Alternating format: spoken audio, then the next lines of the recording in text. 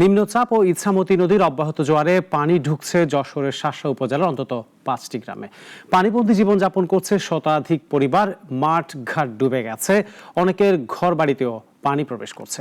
দেখা দিয়েছে গোখাদ্যের তীব্র সংকট। শেখ ফারহান সাদাফের রিপোর্টে জানাচ্ছেন সিরাজুমনি শুভ।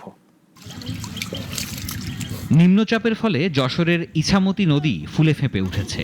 অব্যাহত জোয়ারে জেলার শার্শা উপজেলার রুদ্রপুর, বাইকোলা, ভবানীপুর, দাউদখালী ও গোগা বিলপাড়া গ্রামে পানি ঢুকেছে। জনজীবনে নেমে এসেছে স্থবিরতা। অনেকের উনুনে পানি ওঠায় রান্না বন্ধ। গোখাদ্যের অভাবে কচুরিপানা খাওয়ানো হচ্ছে গবাদি পশুদের।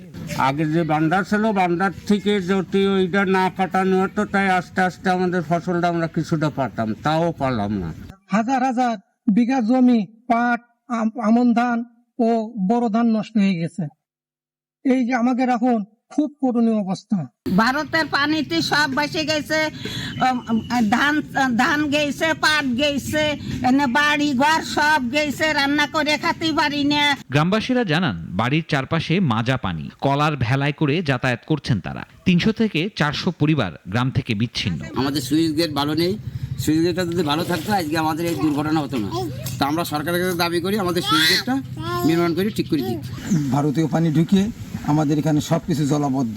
আমাদের বাড়ি ঘর দরজায় সব কিছু পানি। বাচ্চা কাচ্চা নিয়ে, ছোট বাচ্চা কাচ্চা, তাদের নিয়েও বিপদের ভিতরে, গরু বাছুর নিয়ে বিপদের ভিতরে।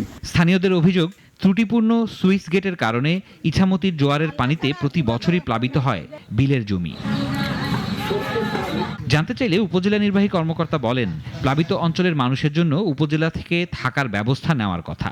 আমরা পানি রেল বোর্ডকে জানিয়েছি, পানি রেল বোর্ড ওই যে জায়গাটি বাঁধ আছে সেই জায়গাটিতে একটি সুইচ গেট নির্মাণ যদি করে দেয় তাহলে হয়তো স্থানীয়ভাবে কিছুটা সমস্যার সমাধান সম্ভব। শুধু আশ্বাস নয়, দ্রুত ত্রাণ সহায়তা ও সুইচ গেটের ত্রুটি সারানোর দাবি ভুক্তভোগীদের। সিরাজুমনি শুভ, নাগরিক।